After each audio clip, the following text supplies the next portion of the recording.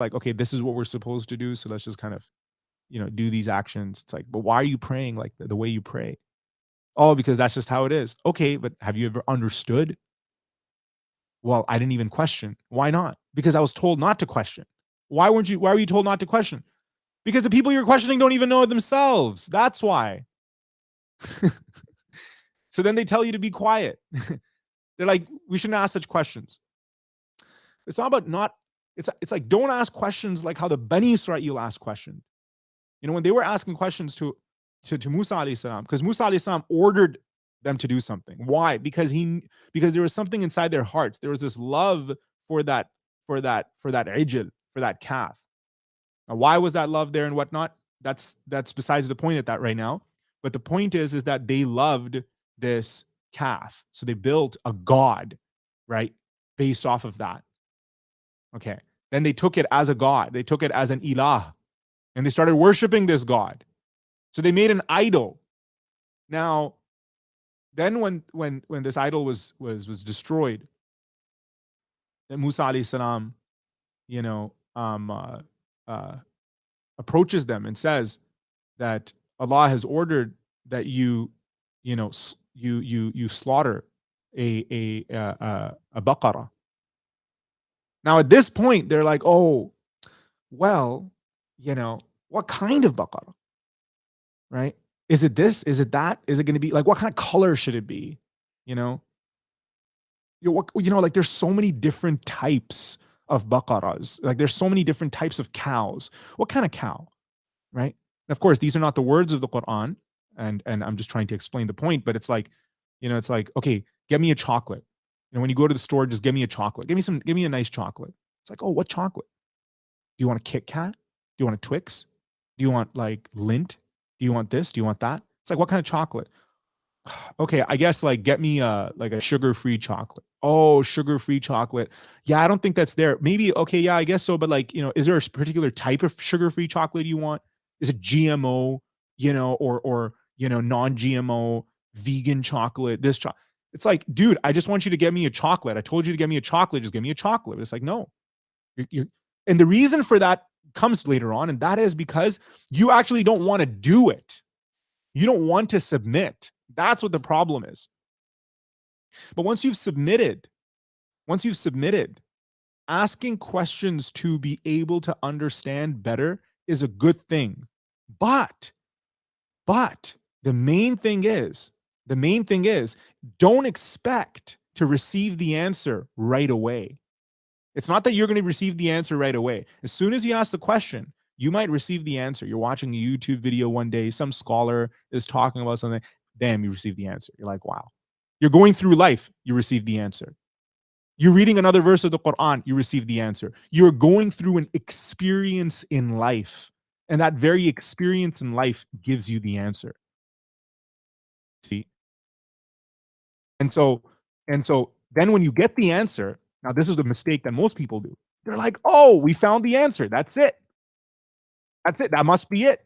I know the truth and everybody else is wrong. Right?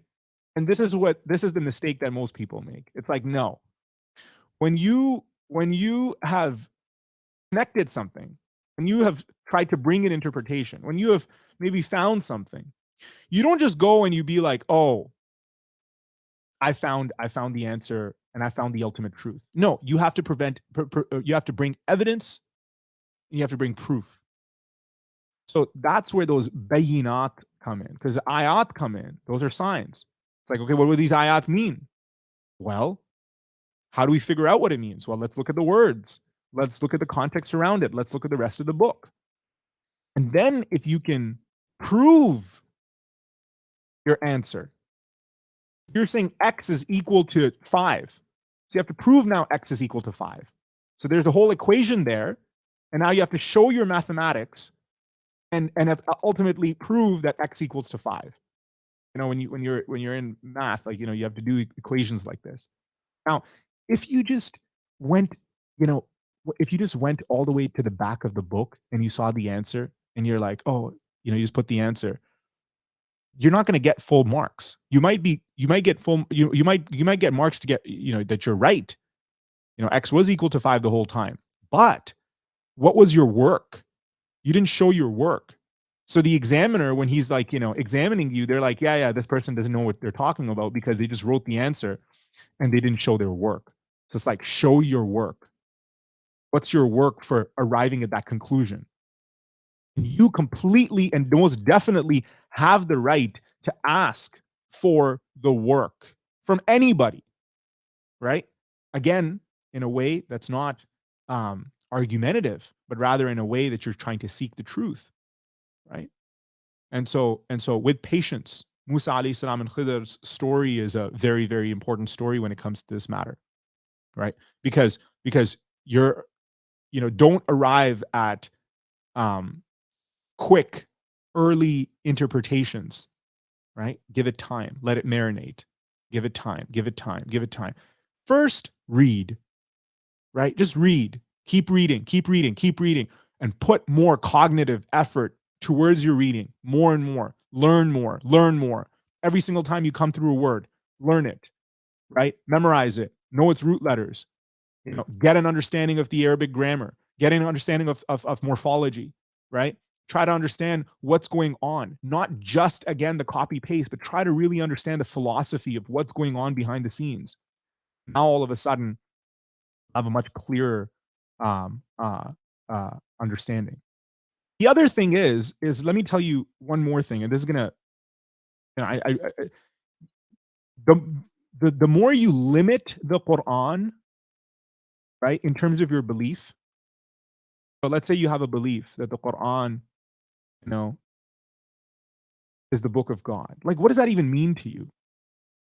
It's a very okay. So does that mean that it's that the book has okay, the book is not like any other book. Okay, so that means that any book that has come on this planet, any human being that has written any other book, or any group of people that have written a book, no matter how complex it is, right? Shakespeare, Homer, all these people, all of these books of the past, right? Whether they be ancient or they be, you know, the greatest works in the Quran has to be better than that.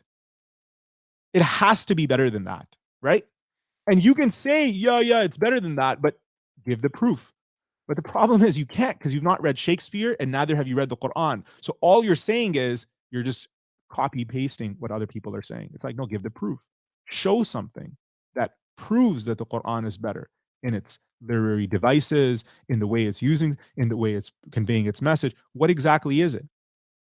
So the problem then becomes is that we limit our beliefs, and we limit our beliefs to a particular way of understanding. And everybody is going to come in with their own worldview and place their own limits on the Quran, right? But without any evidence. It's like, no, bring the evidence, and bring the evidence from within the Quran, right?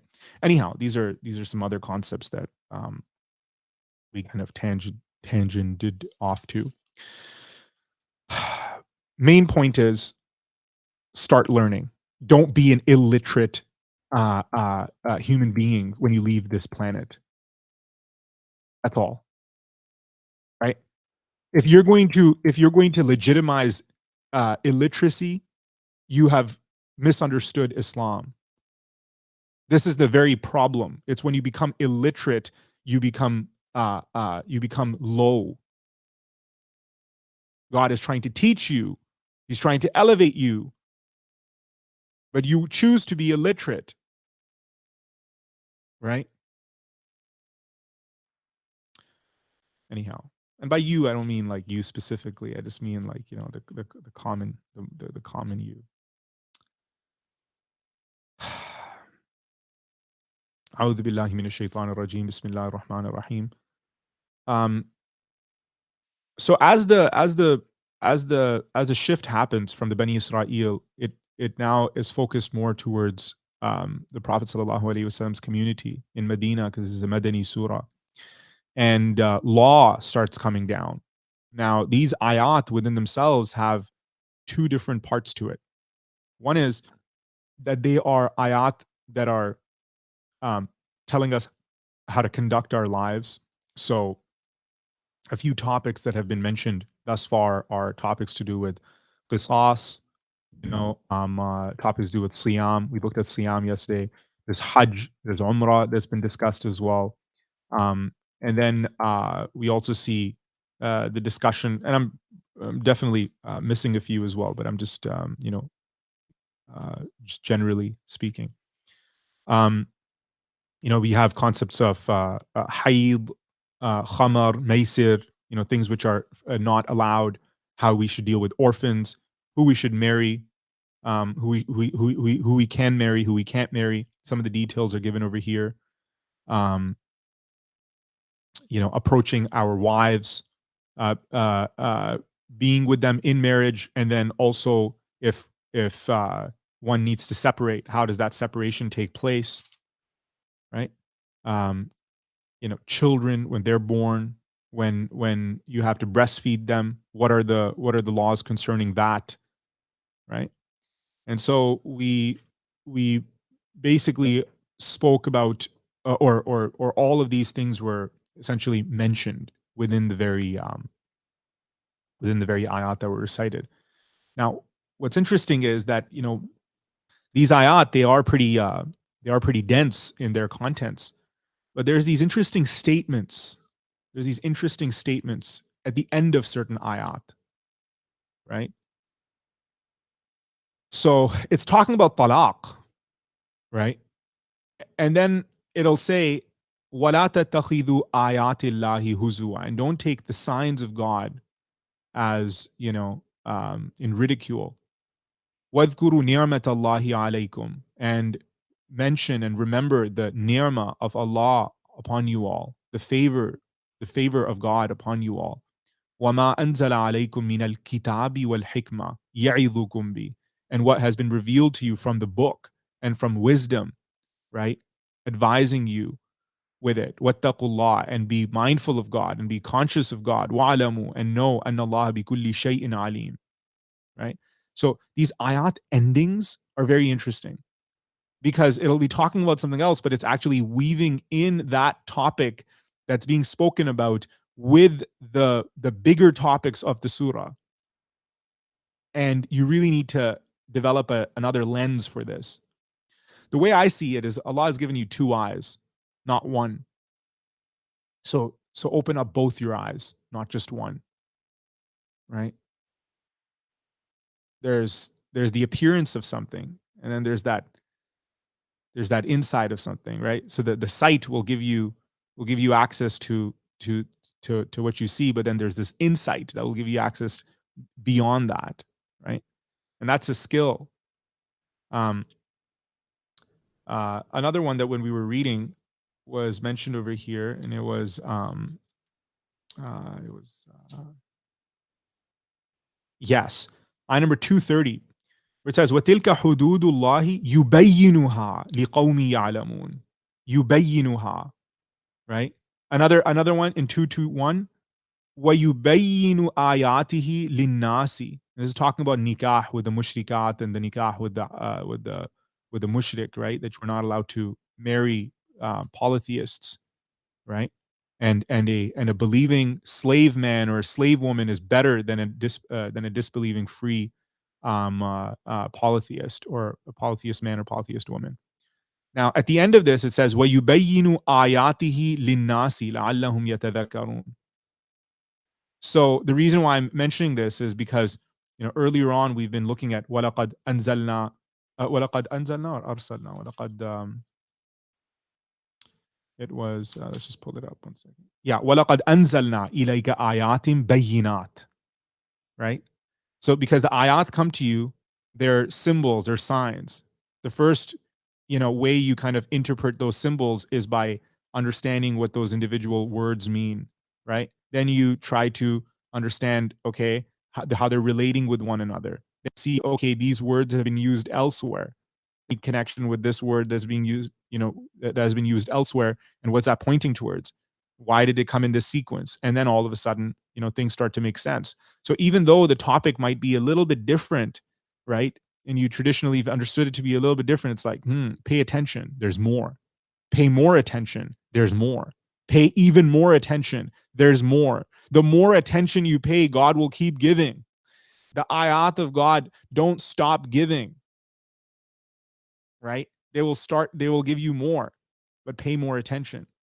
And that's what it is. And that's why you're not supposed to recite in a fast way. Why? Because you are missing out. It's like slow down. Now, sometimes you have to be fast, and that's the difference between fast thinking and slow thinking, right?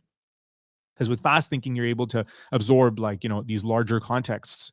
But in order to fully understand, you need to go slow. You need to really think things through, especially when it comes to the word of Allah subhanahu wa ta'ala. Okay. We're going to focus on the last 2 pages. And the last 2 pages are speaking about after Musa alayhi salam. And this you can find in the book of Judges and Samuel, I believe, as well, in the Bible. But the Quran, mentions that story as to what exactly happens after Musa alayhi salam. So they go into, the promised land. And this is, again, from the Israeliyat. They go into the promised land, and once they're there, they say that Yusha bin Nun is the one who took them into the promised land, right? And I believe it's the town of Jericho that they fight, and they're able to settle in as well. And at this point, they start to take root. But again, there's many issues that come with the children of Israel when it comes to again implementing the law and whatnot. However, Allah says, "Alam tara ila al-mala'i min bani Israel min ba'di Musa." The mala, those that high influencer class, right, from the Bani Israel after Musa alayhi salam, إِذْ قَالُوا لِنَبِيٍّ, when they said to their nabi, meaning there was a nabi at that time, there's a prophet at that time who's not been mentioned, but I do believe that he's mentioned in the Bible. I'm just forgetting his name. When they said to their nabi, you know, uh, uh, you know, إِبْعَثْ لَنَا مَلِكًا نُقَاتِلْ فِي سَبِيلِ اللَّهِ, right? Raise for us or send for us a malik, a king, right? Make for us a king. We essentially want a king so that, because we're all like divided. So get us a king that can, rule all of us. And then, we could not just be, this, this type of community, but rather now we can, we have an empire, we have a kingdom, and we're strong when we're together, right? And then we'll fight in the sake of God as well, right? And so it says, قَالَ هَلْ عَسَيْتُمْ إِن كُتِبَ عَلَيْكُمُ الْقِتَالُ أَلَّا تُقَاتِلُوا, right? He's like, will you عَسَيْتُم? Now, عَسَيْتُم is like, will you, I guess, like disbelieve, but let's look at the right word over here. Asa, it comes from asa. Qala, he said, would you asaytum, would you, like, you all perhaps, in kutiba alaykum al-qitalu alla tuqatilu, that if qital was written for you, if fighting was written for you, you would not fight? And they said, وَمَا لَنَا أَلَّا نُقَاتِلَ فِي سَبِيلِ اللَّهِ وَقَدْ أُخْرِجْنَا مِنْ دِيَارِنَا وَأَبْنَائِنَا. Why wouldn't we fight for the sake of God, when in fact we have been taken out from our homes, right? And our children. فَلَمَّا كُتِبَ عَلَيْهِمُ الْقِتَالُ تَوَلَّوْا إِلَّا قَلِيلًا مِّنْهُمْ. And when fighting was prescribed for them, right, many of them turned away except for a few. وَاللَّهُ عَلِيمٌ بِالظَّالِمِينَ. And Allah is knowing of the wrongdoers. Now let's also understand that fighting, obviously over here, this is talking more about a physical nature, but fighting begins within the heart, right? You have to have the heart to fight. Some people don't like to fight. They don't want to put in the effort. You see? And it's like when you're fighting for a cause, even we use that language, fighting for a cause. You're not punching people. It can get physical and violent, but right now I'm saying that you can also fight. That there's this inner drive to, it's like, yes, we're going to fight for this cause, for justice. Somebody is unjustly killed outside, right? And nobody seems to care. It's like, no, what do you mean? I'm going to raise this issue. I'm going to make sure that the media hears about this. I'm going to make a big deal about this so people get to know about this, right? I'm going to fight for it. That's also fighting, right? Now, the problem is that when you lose this will to fight, right, you become, you know, you become, um, I don't know what the word is, but I'm trying to find a good word. I know bad words over here. I'm trying to find a good word. You become not so, uh, you're always scared. You're always like living in fear. You're always living in anxiety. You're never gonna break free of the shackles that have been put on you, right? So in order for you to break free, you need to have some drive within you to fight back, right?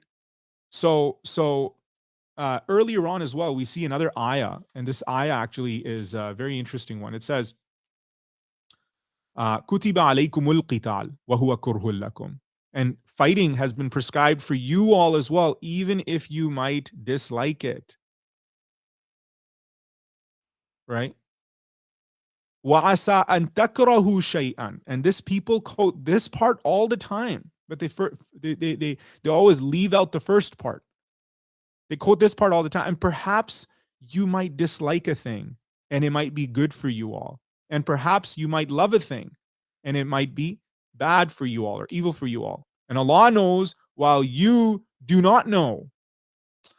So here we've been told that fighting has been prescribed for you, meaning you are, it has been written for you that this is something that you will have to do.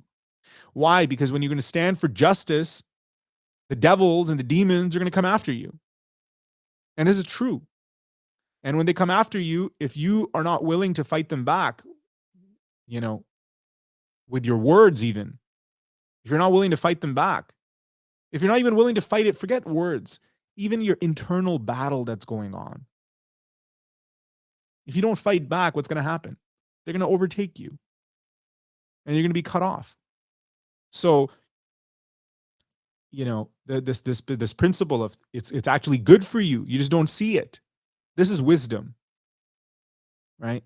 So Allah is Al-Hakim. He's prescribing this for us. And so for the Bani Israel as well, they too, the children of Israel, right? They too, in the Old Testament, and we see over here as well, have been prescribed to fight. They say, "Oh, Islam is a very, hateful religion, and it encourages to fight and violence." And no. It doesn't mean it's not saying go and slaughter people. That's not what it's saying. It's saying go and fight. Go and fight for what? For injustice? No, for justice. If they're going to go fight for injustice, they're going to go to hell. So it's not fighting for injustice, it's fighting for justice. It's fighting for the truth. Not your truth or my truth, for the truth. And so the Bani Israel, because that was their responsibility at that time, they're told to do this as well. But when it does get prescribed for them, they don't want to get up. They don't want to get up off their bums. They want to sit. They want to enjoy hayat dunya, and they do not want to fight. They don't want to put in the effort in anything, right? And again, I'm using fighting in a more broader context, in the sense that it's not just a physical violence type of situation. It's not like you're going to war with swords and arrows or going to war with weapons and guns. And that's not what I'm talking about. Any instrument that you hold can become a weapon, especially the pen, right? You start writing, ideas is a very dangerous weapon, but again, there's fighting that's even over there, right?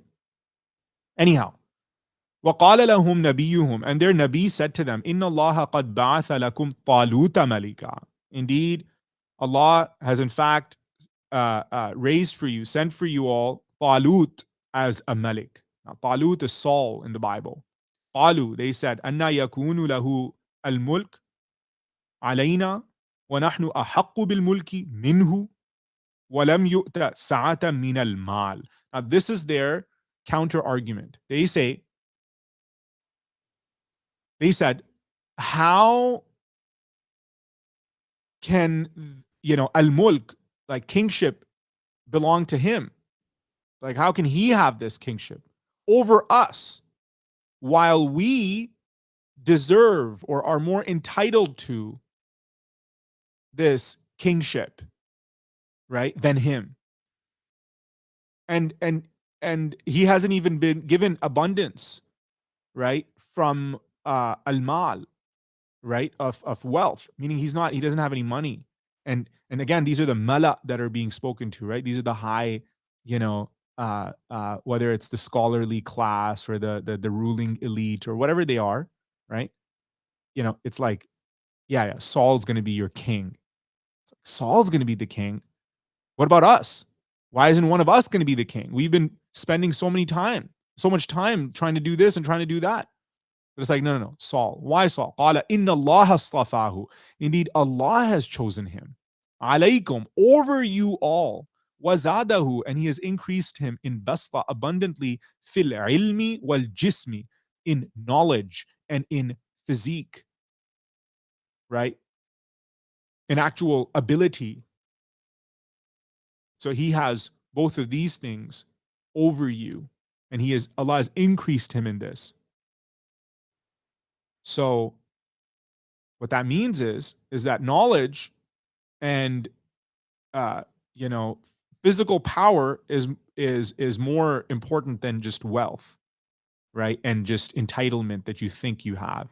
Wallahu yu'ti mulkahu man yasha, and Allah is the one who gives his mulk, or his kingdom, to whomever he wills. Wallahu wasi'un alim, and Allah is all um, uh, bountiful and all knowing. Then their Nabi says to them, وَقَالَ لَهُمْ نَبِيُّهُمْ إِنَّ آيَةَ مُلْكِهِ, indeed the sign of his kingship is أَن يَأْتِيَكُمْ, that there will come to you at-tabut, the tabut. In it is a sakina, fihi sakinatun min rabbikum, from your Lord. So let's continue the verse and then we'll explain it. Wabaqiyatun, and a remnant, something of something which is remaining. Mimma, of what? Taraka, was left by Alu Musa, the Al of Musa, wa Alu Harun, and the Al of Harun. Al meaning family, or the the overall people of the family of Musa. Tahmiluhul malaika, right? Carrying it will be the malaika. Inna fi dhalika la ayah. Indeed, in that is a sign. Lakum, for you all now. In kuntum mu'minin, only if you are believers. Okay, so there's two signs over here. One is a sign for the Bani Israel. Another is a sign for us. Okay, so the first sign for the Bani Israel is a bit more straightforward. The second sign we'll have to dig for. You really have to toil the earth to be able to, find the treasures underground, or the seas and the rivers, and you have to go really deep to find the lu'lu al-maknoon, right? Or the well-guarded, preserved pearls, the marjan, right? So their Nabi says to them that, okay, his kingship, there's going to be a sign for his kingship, that something's going to happen. What's going to happen? There's a tabut which is going to come towards you. In the tabut is a sakina from your Lord.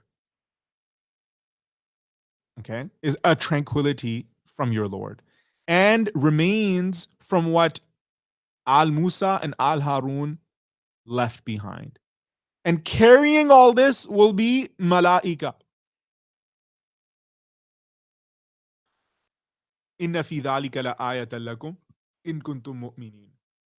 So this is just as far as our education is concerned. When you look at the,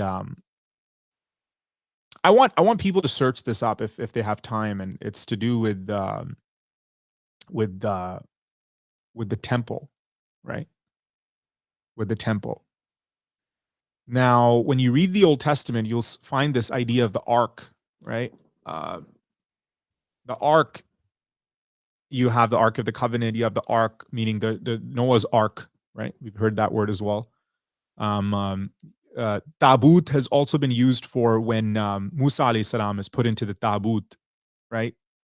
And then he goes when he's born, right? And so then there's this tabut as well. This comes, right? And there's another word that's used in that tradition called the tabernacle. And if you look, there's like the cherubim, which are these angels, right? That are kind of carrying the tabernacle. And the tabernacle, there's a whole thing which I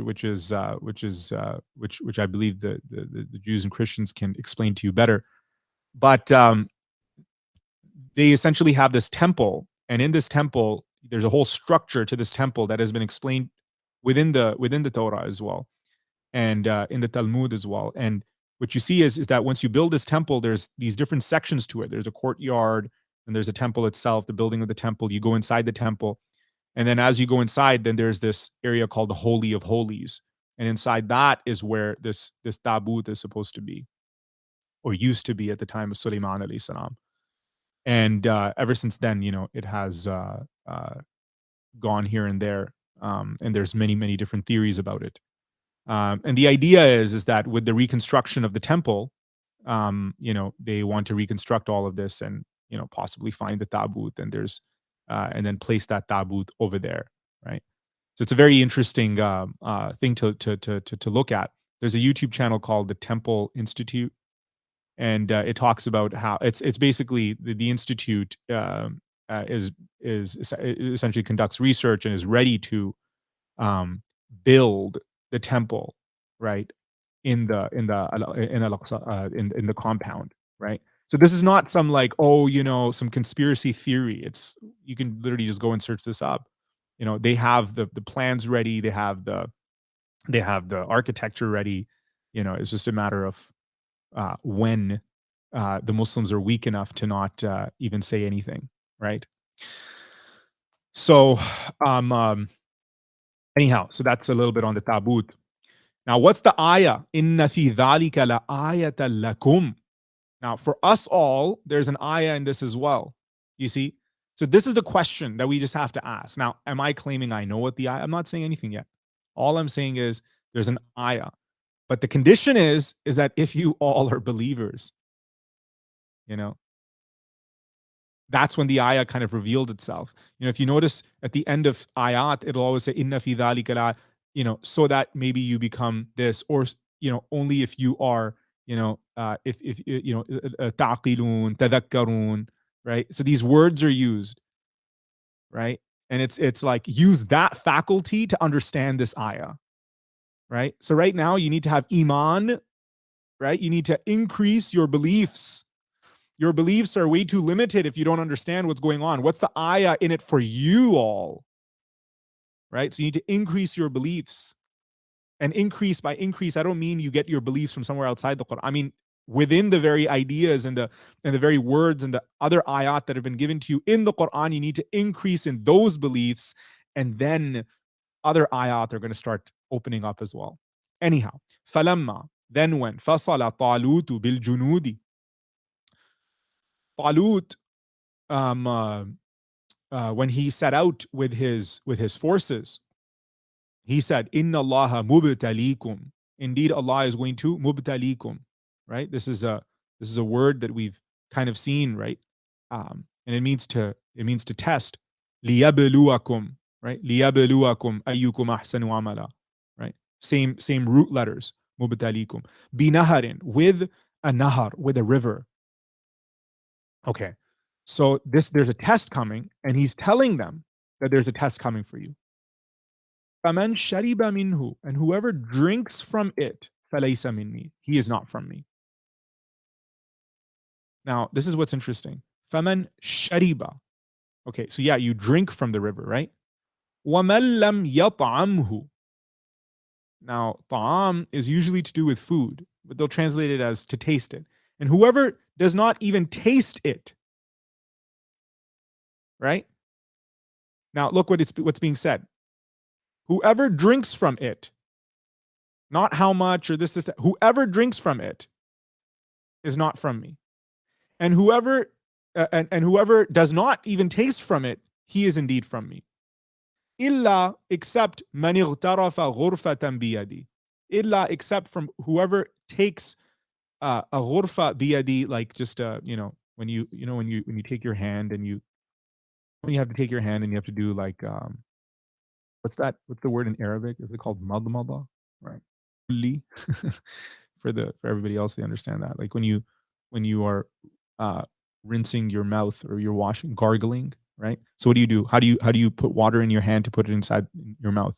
You make that, right? So that's ghurfatan biyadi. If you take that much, fasharibu minhu illa qalilan minhum.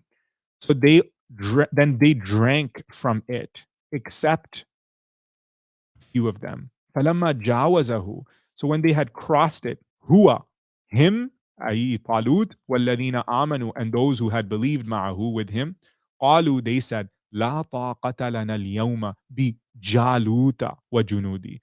Right? No strength for us today with Jalut and his and his uh, uh, and his armies. Now Jalut is Goliath, right? We have the story of David and Goliath. This is the story of David and Goliath. But right now it's Saul, and David is going to be introduced soon.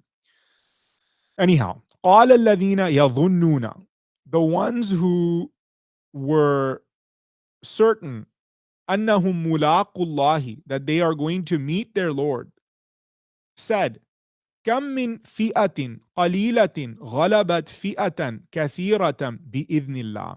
How many of a small group has overcome a bigger group with the permission of Allah. Wallahu ma'as sabirin. And Allah is with who? With the sabirin.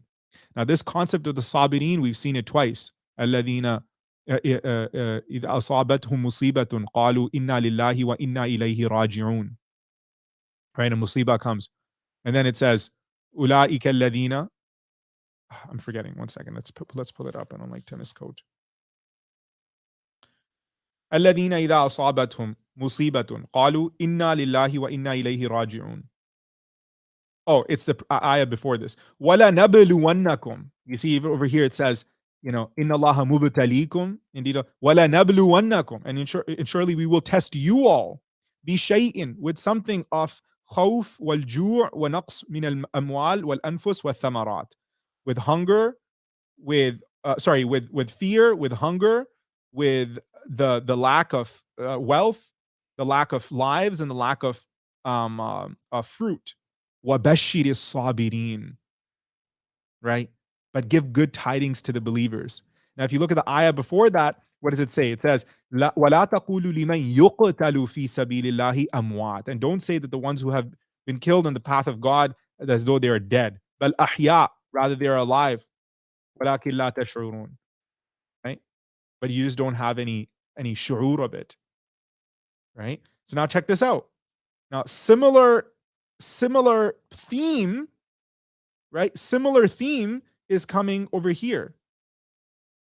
Right? It's coming over here that they too were tested, right? And Allah is with who? He's with the ones who are sabirin. Now, this is also very interesting because this also draws a parallel to Badr, to the Battle of Badr, where the Muslims were very few in number. It was 300 and some, and they barely had any. That's a whole other point. But they were very few in number, and the army in front of them was many times its amount. So even they were granted that victory. So how do you get that victory? Because Allah promises that, listen, when you understand the book, you understand the meanings, you have a prophet amongst you have people who know what they're doing. These people essentially have superpowers, right? And not because of their own selves. It's because, God has all power, and he has put power in his book within the very meanings and within the very recital. If you understand it, if you know how to utilize it, yes, then it's going to be very easy for you to conquer those people. Bi-idhnillah, with the permission of God, right? So this was a test that was given to the Bani Israel as well. And of course, this is read in one which is a literal way, and that is a completely fine way to read it. That there was a, that they were, when they set off with their troops, Talut and his Junud, they're going towards, the battleground.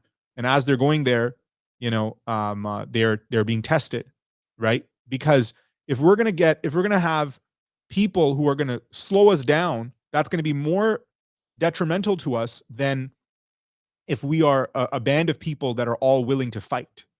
You see? So even with the Prophet sallallahu alaihi wasallam, when he was going off to fight, there was many who returned. Why? They're like, nah, that's not a fight that we should be fighting. That's not what we shouldn't be going there. Why do we need to fight? Let's just be peaceful. Let's just do this. Let's just do that. But it's like, no, no, no, no, no, no, no. You're gonna get completely and utterly destroyed. That's it. Finished. Off of the planet, off of this earth. That's it. Like, this is survival right now. But it's like, no, no, no. It's okay. So then they headed back. Different tests come. And then what happens when so many people are leaving? It starts shaking everybody else as well, and people are like, "Oh, I don't know. I don't know if we can. I don't know if we should do this fight anymore. I don't think there's enough people over here." But it's like, were you true to your fight? Were you true to the cause? And it's very interesting because we see people fighting for causes these days, right? Especially on social media. And I've seen that more as these new the jolly deans have come up, these new ways of life have come up that are essentially religions, whether it's the tech religion or it's the new age movement, or the movement to do whatever the flip you want to do in life, whether it's with with the khalq of Allah and with everything else. It's like, so all these different religions have come. Now the ones, they're prophets, the prophets of these religions, and their ulama, right? The ones that have gotten degrees in these extensive studies. um they're going to come out and argue with you, and they're going to come out and, if you look at their social media, like I sometimes follow, well, I have followed people in the past, and it's like every single day they're on it. They're on it. Comment section, they're on it, you know and it's like they're going to continue. They see anyone going against their religion, and I'm not talking about Jews, Christians, and Muslims over here. I'm talking about the jolly religions of today, which include Muslims, Jews, and Christians that have also followed their way, or somewhat are following their way, right? Anyhow, so um um uh uh yeah, so they're going to be very, very big proponents, and they do dawah in a way, and they fight for their cause.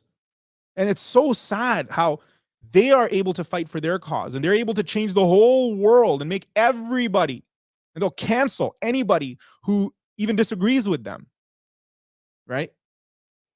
And yet Muslims are out here and they're like, nah, we're good. We don't want to fight. We don't want to stand up for anything. We don't want to stand up for any cause, nothing, right? So this is the kind of state that we're in. And yeah, we're, the more you continue on with that type of thinking, it's like, well, you're going to go into destruction of your own self. So it's like Allah knows while you do not know, while you all do not know. He knows what you all do not know.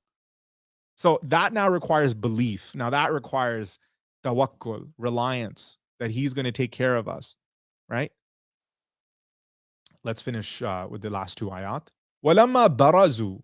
So when they went forth, when they advanced, li Jalut, towards Jalut, wa junudihi, and his armies, qalu, they said, Rabbana. Now they made a dua. This is the dua. Right? This is the dua.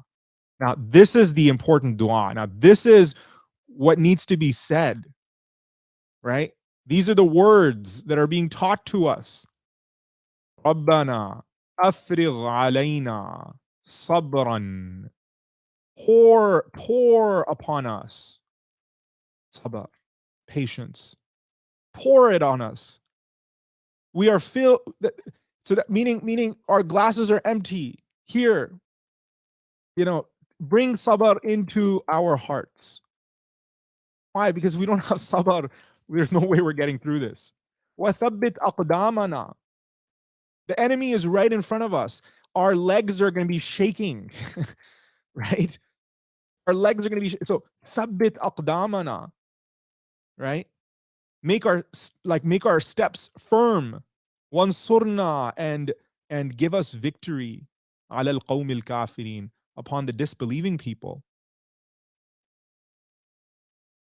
So when they make this dua, and even though they're little in number, and even though many from their troops have already, gone back, hazamuhum bi idnillah. So then they defeated them with the permission of Allah. وَقَتَلَ دَاوُودُ جَالُوتَ. And Dawood killed Goliath. And David killed Goliath. وَآتَاهُ اللَّهُ الْمُلْكَ. And Allah gave him al-mulk, the kingdom. وَالْحِكْمَةِ, and the wisdom. وَعَلَّمَهُ, and taught him. مِمَّا يَشَاءُ, from whatever he wills. وَلَوْلَا دَفْعُ اللَّهِ. And this is another point now, that if not, the repelling of Allah, right?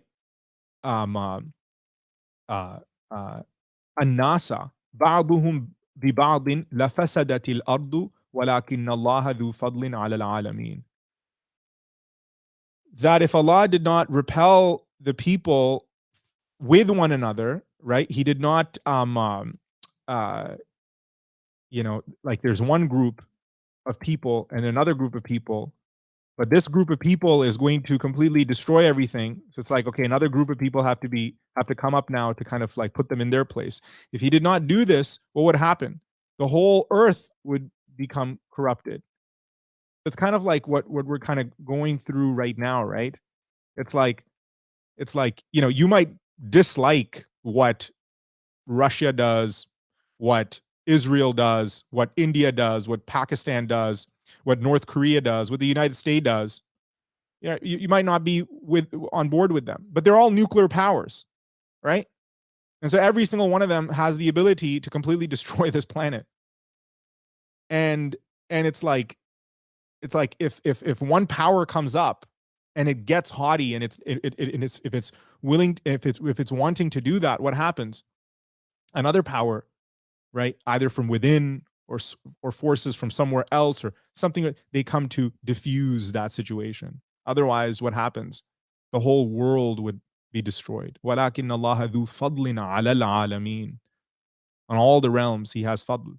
Right now, humanity has gained the ability to make such weapons. Imagine in the future, if we continue going 200 years, 500 years, 1,000 years, and we start developing weapons that can completely take out solar systems, right? That can completely take out, not just solar systems or planets, but like, a galaxy, right? So this is essentially you know, we think that it's at that time when they were just working with like swords and knives or swords and we wouldn't be able to fully understand those concepts, but now as science and technology is advancing, it's like, that's a real possibility. Those things can happen. And many people will be like, what are you talking about? We can destroy the solar system. It's like, yeah, just look into the science. It's a possibility. And all you need is like one, Firaun to come up to be able to do something like that. Tilka ayatullahi natluha alayka bilhaq. These are the signs, these are the proofs of God, of Allah, that we are reciting on you bilhaq, with the truth. Wa innaka lamina al-mursalin, and indeed you are from the messengers, from the ones that have been made into a messenger. So this is the story of David and Goliath within the Quran, and there's many other lessons to be learned from here as well. But I think one of the main ones is courage, tawakkul, reliance. You essentially have this idea of uh, first learning what the truth is, Once you have access to that and you have evidence-based proof, you then go to people, you try to explain to them what this proof is, right? And then if they do not listen, then you have to start to struggle, you have to start to fight. Now this fight is not going to be like you start, picking up your sword or you start picking up a gun and you start doing no, that's not what it is. But you'll have to fight for the cause. If somebody's attacking, defend, right? In a good way, right? And sometimes you have to also stand up for communities, for people that are not represented, that are not spoken about, that don't have anybody else to stand up for them. You stand up for them because God's given you those abilities, right? And so that's what the job of the Muslims is. It's to stand up for the oppressed and become a role model, right? And so all of the people that are oppressed, they can see that these are the people that are trying to free us from the shackles, right? Of slavery, right? Of slavery to this life, to the life of this world, of slavery from the shaitan, right? And these are the people, this is the ummah that is, and how are they doing it?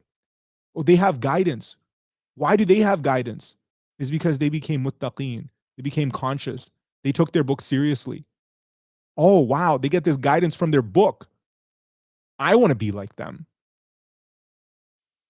And then they start becoming like you because you started becoming like your prophet.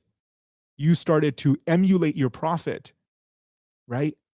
By taking the book seriously, by listening to what he, by to the words that he recited, the words of God that he recited.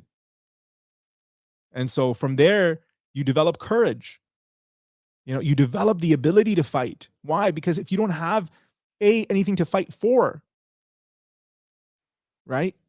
And B, if you don't have anything to, and if you don't have that drive, then then then they're going to take over you, and you're going to be a part of somebody else's army. Like right now, we're just cells in the system. We're just these batteries that are operating the whole system. And even like when you look at the city from up on top, it's like a motherboard. You know, see all these like different. I was in New York. I go on top of the Empire State Building, and I'm looking all around, and there's all these buildings, and I'm like, oh my god, there's so many buildings, and it's on like this. It's on like an island, right? It's like Manhattan's like this strip, and so you can kind of see there's water on this side, water on that side, right? And it's just this strip, and it's just buildings, just huge buildings, and on top of each of those buildings there's like fans, and you can see the old ones and the new ones, and I'm looking at that and I'm like, that looks exactly like a computer's motherboard. And all these people, what are they doing?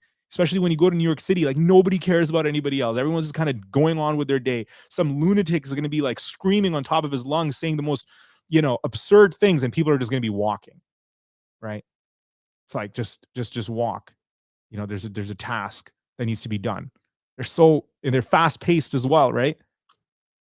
And they're just in the system, and they get a little reward, they get a little salary, and then they're just in the system. And what are they fueling? What culture are they fueling? What values are they fueling? What kind of a city are they fueling? What is the city producing? Right? So then you go and you look at their museums. You go and you look at their places, right? You see what the city is. At the most bottom layer, it's just filth and disgusting. It's a disgusting environment. At the very bottom, there's garbage, there's homeless people, there's people who can't even afford to, eat. There's people begging on the streets, right? And then as you go inside the buildings and you go on, one floor up, second floor up, third floor up, fifth floor up, and you get to like the 100th floor, and you're like, wow, there's a whole different world. And you see it all from top, away from all of that, right? And it's not like our cities in like the Muslim world are any better to a very large degree. It's um,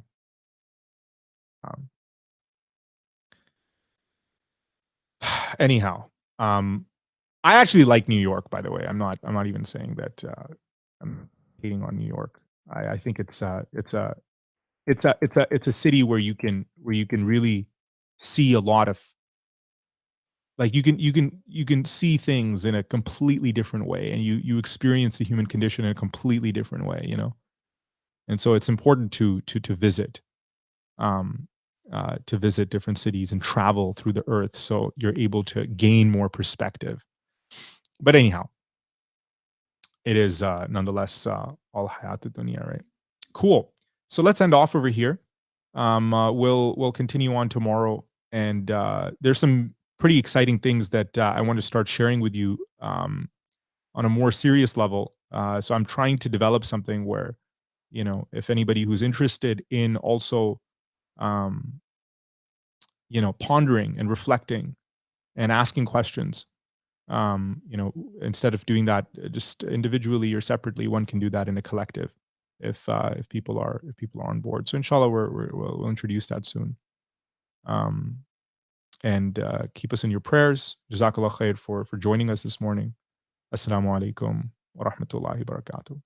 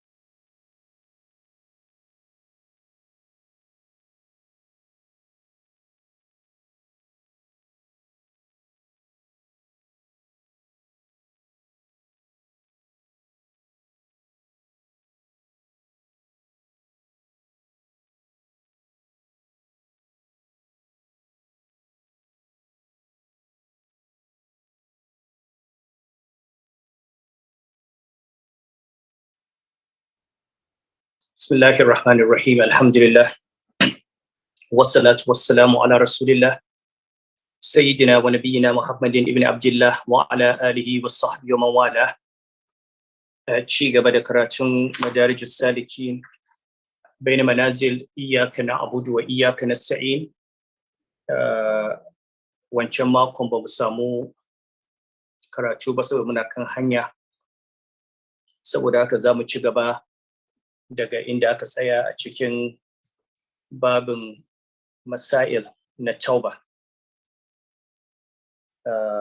Za mu fara akan fasali inda malam ya ce wa kathiru minan nasi innama yufassiru taubata bil azmi ala alla yu'awida dhanb wa bil iqla'i anhu fil hal wa bin najmi alayhi fil madi wa in kana fi haqqin adamiyyin fala budda min amri rabi' wa huwa tahallulu minhu. Yace yawancin malamai, yawancin mutane suna fassara tuba da cewa abu guda uku ne. Na farko shine wato azama akan cewa ba za a koma ga zunubi ba. Idan mutum ya tuba ya niyyar cewa ba zai koma ba, kuma ya ciru daga cikin aikata zunubin idan yana aikatawa, sannan ya yi nadama akan abin da ya aikata a baya, wannan sharuɗan guda uku. Haka kuma idan da akwai haƙƙin ɗan adam, shikenan babu makawa sai an mayar masa da wannan haƙƙin. To yawancin mutane da wannan suka fassara tuba, yawancin malamai da wannan suka fassara tuba, cewa tuba abin da yake nufi shine a yi nadama akan abin da aka aikata, a ciru daga aikata zunubi, a niyyar ba za a sake komawa ba. Idan kuma da akwai haƙƙi na ɗan adam, to a nemi kuɓuta daga wannan haƙƙin, ko dai a biya shi ko a nemi ya yafe. Yace wa hadha alladhi dhakaruhu ba'd musammat taubati bal shatruha. Yace to amma wannan abin da malamai suke faɗa wani sashe ne na abin da ake kira tuba, ko kuma a ce rabin tuba ne. Wato mutum idan ya yi saba wa Allah subhanahu wata'ala, ya yi nadama, ya bar abin da yake aikatawa, ya yi niyyar ba zai koma ba, wannan rabin tuba ya yi, wato rabi ne na abin da ake kira tuba.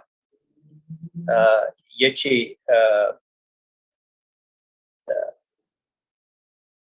bashatuha wa illa fattaubatu fi kalamillahi wa rasulihi kama tatadammanu dhalik tatadammanu al-azma ala fi'l al-ma'muri wal tizamihi. Amma tuba a cikin maganar Allah subhanahu wata'ala da manzansa, kamar yadda ta kunshi wa'annan sharuɗan guda uku, ta kuma kunshi niyyar cewa za kuma aikata abin da aka yi umarni da shi kuma a lizimce shi. Wato ba kawai a bar laifi ne tuba ba, a bar laifi sannan kuma a aikata abin da Allah subhanahu wata'ala ya umarni a aikata, da abin da manzo suka umarni a aikata kuma a lizimci wannan. Fala yakunu bi mujarradil iqla'i wal azmi wan nadmi ta'iban. Mutum dan saboda kawai ya fita daga cikin zunubi, ya ciro daga zunubi, yayi nadama akan zunubi, yayi niyyar ba zai koma ga zunubin ba, wannan bai mai da shi ta'ibi ba, bai cika sunan wanda ya dawo ba, wanda ya tuba ga Allah subhanahu wata'ala ba, hatta yujada minhu al-azmu al-jazimu ala fi'l al-ma'muri wal ityani bihi. Sai an samu wato kakkarfar azama, kakkarfar niyya daga wajensa na cewa kuma zai aikata abin da aka umarce shi da ya aikata, kuma zai zo da wannan abin da aka ce ya aikata. Hada haqiqatu tauba. Wannan shine haƙiƙar tuba. Wa hiya ismun li majmu'il amrayni, kuma suna ne na abin da ya hada al'amura guda biyu. Lakinnaha idha qurinat bi fi'l al-ma'muri kanat ibaratan amma dhakaruhu fa idha ufridat tadammanat al-amrayni. Tuba ya kunshi abubuwan nan guda biyu. Wato tuba wanda muka sani na mutum ya nadama, ya bar aiki, ya bar zunubi, ya kuma niyya ba zai koma ba, kuma ya kunshi aikata abin da aka umarce shi da shi. Sai dai idan an haɗa tuba da umarnin da'a, to sai ya tsaya akan abin da malamai suka ambata.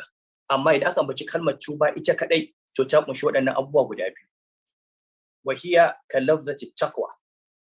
Saboda haka misali, idan Allah subhanahu wa ta'ala ya ce illa man taba wa amana wa amila amalan salihah, wannan ya haɗa tuba da kuma imani da aiki na gari. To anan tuba yana nufin abin da malamai suke faɗa na wato neman gafara da nadama da yankewa daga zunubi da niyyar ba za a koma ba. Amma idan aka ambaci tuba kadai kamar ka ce da Allah tubtu ilaika, to wannan tuban da kai wa Allah ba kawai ka tuba daga zunubi bane, ka tuba kuma kayan niyyar zaka aikata abin da Allah ya ce ka aikata, dan tuba komowa ne ga Allah subhanahu wataala.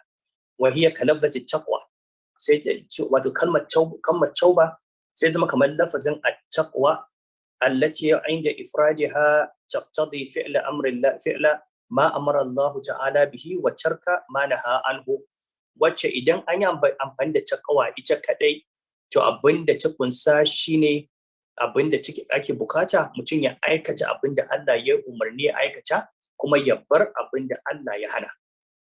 wa inda iktiraniha bi fi'l al-ma'muri taqtadi al-intihai an al-mahdhur. Amma idan aka hada ta da kuma aikata abin da aka yi umarni, to abin da take nufi kawai shine a bar abin da aka hana, kamar fadar ubangiji kamar fadar manzoni suka ce fattaqullaha wa ati'un, to fattaqullaha anan aji tsoron Allah, a bar abin da Allah ya hana, wa ati'un kuma abini abu umarni da na faɗa. Amma aka ce ittaqullaha mastata'tu, ko kuma ya ayyuhal ladina amanu taqullaha haqqa tuqati, to wannan takwa din abin da take nufi shine a bar abin da Allah ya hana kuma aikata abin da Allah ya umarni da ai. Fa inna haqiqatat tauba, haqiqat tuba abin da take nufi shine ar-ruju'u ila Allah bil tizami fi'li ma yuhibbu wa tarki ma yakrahu. Abin da tuba yake nufi shine komowa zuwa Allah subhanahu wataala, shine haqiqat tuba. Kaga ai kamar da Allah yake cewa thumma taba alaihim liyatubu, Allah ya komo gare su dan su dawo. Haqiqat tuba shine a dawo zuwa Allah subhanahu wataala ta hanyar lizimtar abinda Allah yake so a aikata shi a aikata, kuma a bar abinda Allah yake ki, shine tuba. Fa hiya ruju'un min makruhin ila mahbubin. Ai tuba dawowa ne daga abinda Allah yake ki zuwa abinda Allah yake so. Farju'u ila al-mahbubi juz'un musammaha. Ashe dawowa zuwa abinda Allah yake so juz'i ne daga cikin abinda ake kira tuba. Ba kawai a aikata abinda ba kawai a bar abinda yake ki ba, a bar abinda yake ki a dawo zuwa abinda yake so. Wato dawo wannan ya juz'i ne a cikin abinda kira tuba. Warju'u anil makruhi al-juz'u al-akhar. Dawowa kuwa daga mummuna abinda yake ki shi kuma shine juz'i na biyu, wato juz'i guda biyu, rabi ne da rabi. ولهذا علق سبحانه الفلاح المطلق على فعل المأمور وترك المحظور بها. Shi yasa Allah subhanahu wata'ala ya rataya wato rabo yankakke, rabo wanda ba shi da iyaka mutlaki, wato akan wanda ake bawa wanda ya aikata abin da aka umarta kuma ya bar abin da ya hana. Allah ya race wannan da tuba, shine faɗar ubangiji wa tubu ila Allah jami'an ayyuhal mu'minuna la'allakum tuflihun. Ku dawo izuwa Allah, ku tuba izuwa Allah ga baki ɗayan ku ya ku mu'mini dan ku samu rabauta. Fa kullu ta'ibin muflih. Ashe duk wanda ya tuba ga Allah subhanahu wata'ala marabauci ne. Wala yakunu muflihan illa man fa'ala ma umira bihi wa taraka ma nuhiya anhu. Babu ko wanda zai zama mai rabo, Allah ya ce masa yana da rabo, sai wanda ya aikata abin da Allah ya umarce shi da ya aikata kuma ya bar abin da ya ce a bari. Ashe tuba ba kawai barin zunubi bane, a'a a bar zunubi ne kuma a dawo kan da'a ga Ubangiji subhanahu wataala. Allah ta'ala, haka Ubangiji subhanahu wataala yana faɗa, yake wa man lam yatub fa ulaika humuz zalimun. Waɗannan wanda ba su tuba ba, waɗannan su ne azzalimai.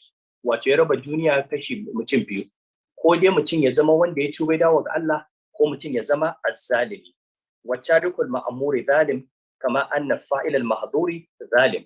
Shi kuwa zalunci da wanda ya bar abin da aka aikata da wanda ya aikata abin da aka hana, dukkanin su azzalimai ne.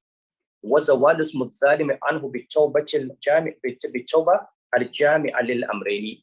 Da aka ce wanda ya tuba ya zama marabauci, to ashe wannan ya kunshi abubuwan nan guda biyu, cewa an zamar masa da sunan azzalimi baya kansa saboda yana aikata abin da Allah ya ce aikata kuma yana barin abin da Allah ya ce a bari. Fannasu kisman, gabaki ɗayan mutane kaso biyu ne, ta'ibun wa zalimun laisa illa. Ko dai mutum ya zama ta'ib, ya tuba ya koma wa Allah, ko kuma ya zama zalim. At-ta'ibuna, wa'inda ake cewa at-ta'ibuna, su wane ne at-ta'ibuna? Su ne al-abiduna, al-hamiduna, as-sa'ihuna, ar-raki'una, as-sajiduna, al-amiruna bil ma'ruf wan nahuna 'anil munkari wal hafizuna li hududillahi, kamar da yazo a cikin suratul tauba. Su ne wa'inda suke masu bautawa Allah, masu ibada ga Allah subhanahu wata'ala. Su ne alhamiduna, masu yaba wa Allah subhanahu wata'ala cikakken yabo yadda ya kamata a yabe shi. As-sa'ihuna, su ne wa'inda suke tafiya amma saboda Allah, tafiya a cikin hanyar Allah subhanahu wata'ala, duk bulaguron a cikin hanyar Allah subhanahu wata'ala. Ar-raki'una, masu yawan ruku'u, as-sajiduna, masu sujjada, al-amiruna bil ma'rufi wan nahuna 'anil munkari, masu amru bil ma'rufi, suna umarni da abin da yake ma'rufi, suna hani ga abin da yake munkari, wal hafizuna li hududillahi, kuma suke tsare iyakokin ubangiji subhanahu wata'ala. Wannan shine ma'anar wanda ya tuba. Hifdhu hududihi juz'ut tauba, kare iyakokin Allah juz'i ne na tuba. Wa taubatu hiya majmu'u hadhihi al-umur, tuba kuma ita ce wato gabaki ɗayan jam'in wa'annan al'amuran gabaki ɗaya. Wa inna ma summiyat ta'ibu ta'iban li ruju'ihi ila amrillahi min nahyihi wa ila ta'atihi min ma'siyatihi, kama taqaddama. Abin da yasa ake cewa mai tuba ake ce masa ta'ibu, ake cewa ya dawo, ana ce masa wanda ya dawo saboda ya kasance ya dawo zuwa umarnin Allah subhanahu wata'ala daga barin abin da ya hana, kuma ya dawo zuwa da'ar Allah subhanahu wata'ala, ya bar abin da yake sabanin Allah kamar yadda ya gabata. Fa idan at-tawbatu hiya haqiqatu dinil islam, to idan haka ne, ashe tuba shine haƙiƙar addinin musulunci. Wad-dinu kulluhu dakhilun fi musamma at-tawbati, kuma tuba dukkanin addinin musulunci gabaki daya yana shiga cikin abin da ake ambata da tuba. Wa bi hadha istahaqqa at-ta'ibu an yakuna habiballahi, kuma saboda wannan dalilin yasa wanda ya tuba ya zama ya cancanci a sanya shi a cikin masoyan Allah, cewa Allah yana son sa. Fa inna Allah yuhibbu at-tawwabin, saboda shi Allah yana son masu komawa gare shi, Allah yana son masu tuba. Wa inna ma yuhibbu Allahu man fa'ala ma amara bihi wa taraka ma naha anhu, shi ko Allah subhanahu wata'ala wanda yake so shine wanda ya aikata abin da aka umarce shi ya aikata, kuma ya bar abin da aka hana shi ya aikata.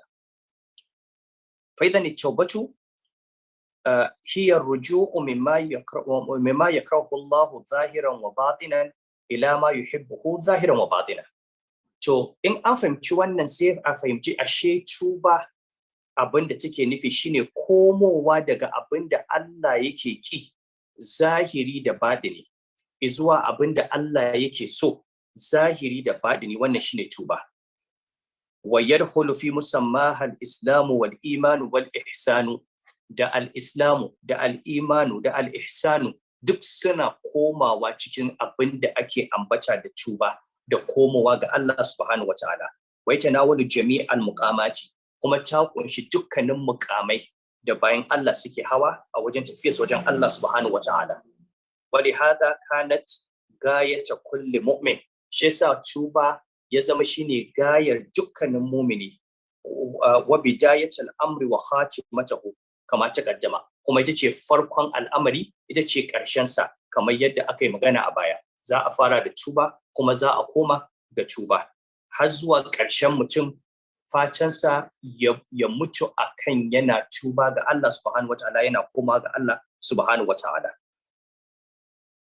Wahiyar gayatul lati wujida li ajri hal khalq wal amru, ita ce gayar da saboda ita aka halicci gabaki daya, aka samu halitta gabaki da umarni.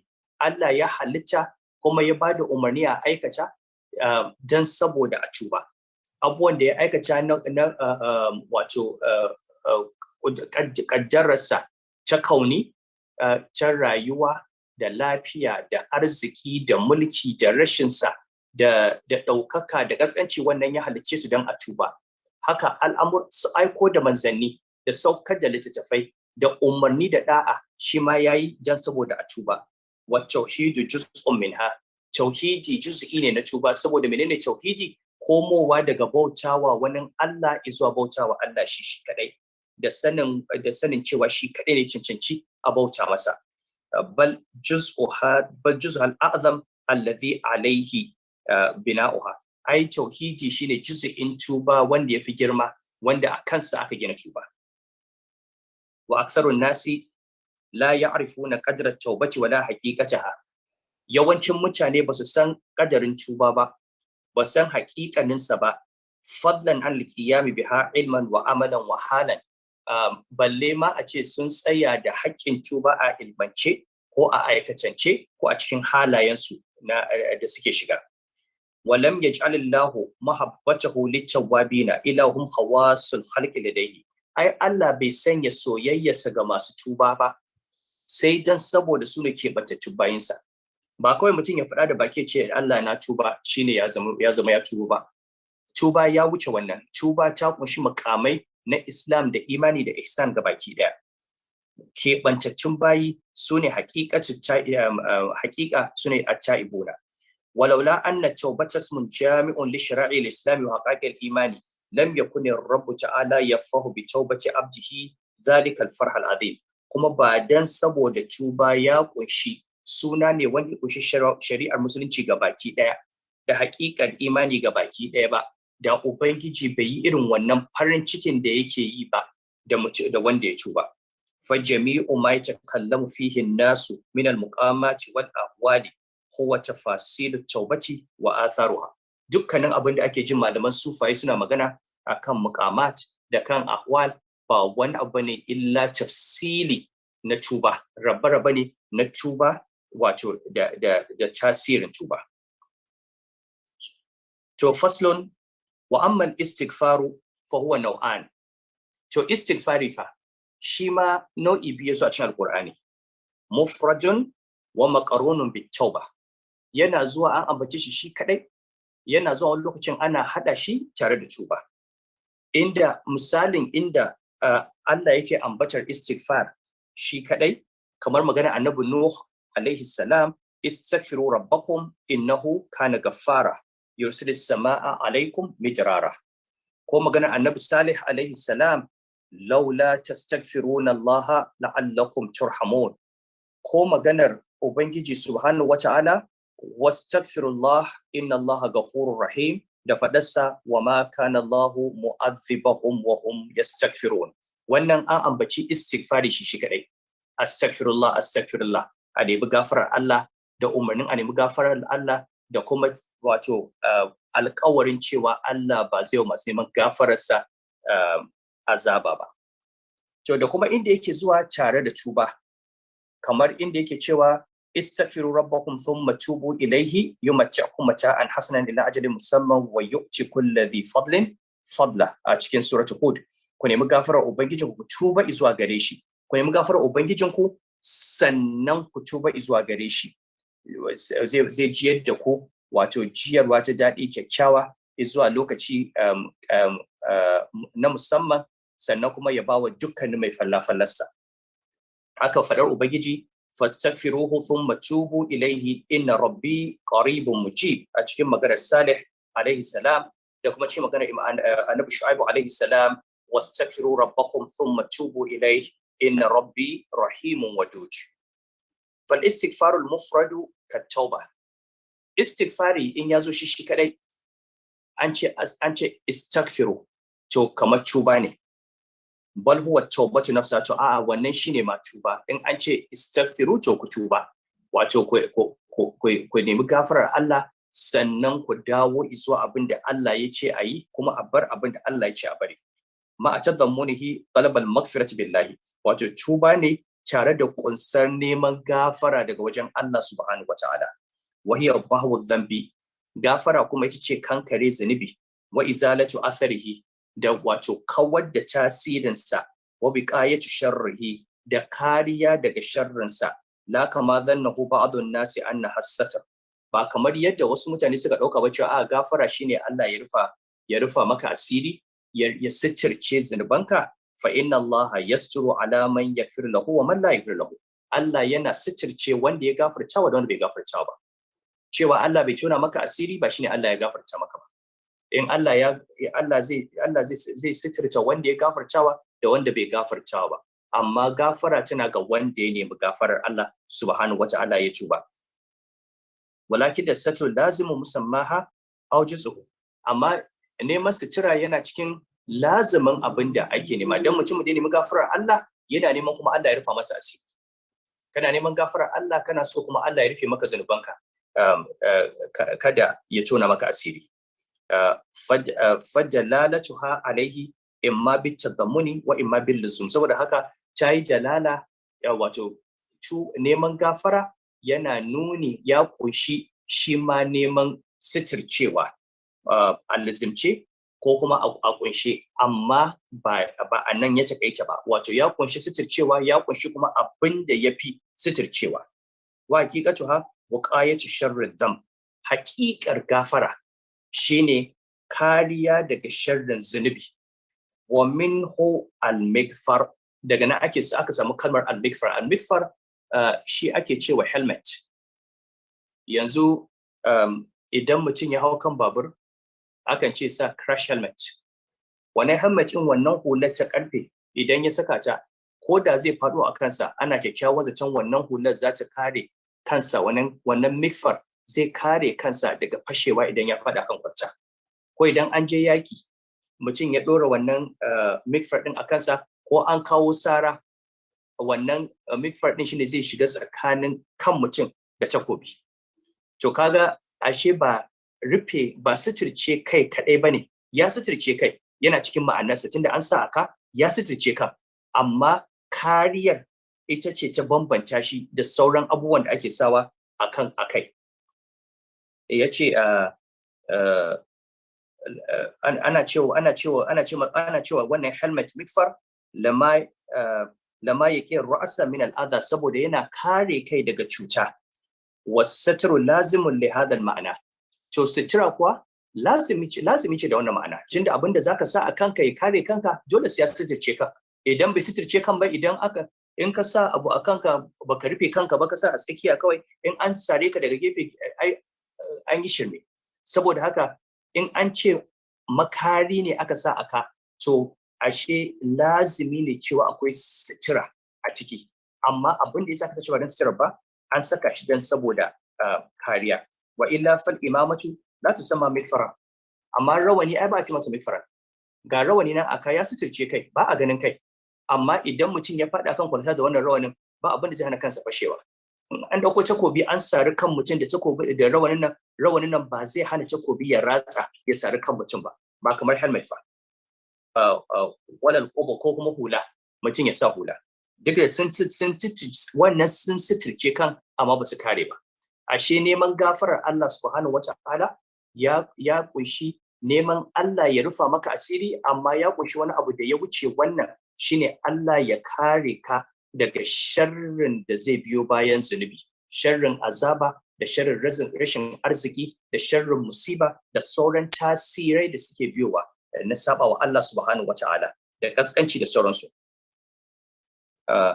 yana cewa fala budda fi lafdhil mikfar min al-buqaya ba duk abin da za a cewa mikfar to lalle ya zama yana da kariya sai da kariya wa hadha al-istighfar alladhi yamna'u al-adab wannan istighfarin neman gafara shine wanda yake hana azaba kariya ce in ka ji kamshi a cikin fadar ubangiji subhanahu wa ta'ala wa ma kana Allahu mu'adhibahum wa hum yastaghfiruna Allah bai kasance mai yi musu azaba ba zai musu azaba ba alhali suna istighfari suna neman gafarar Allah subhanahu wa ta'ala fa inna Allah la yu'adhibu mustaghfiran Allah baya yin azaba ga wanda ke istighfari.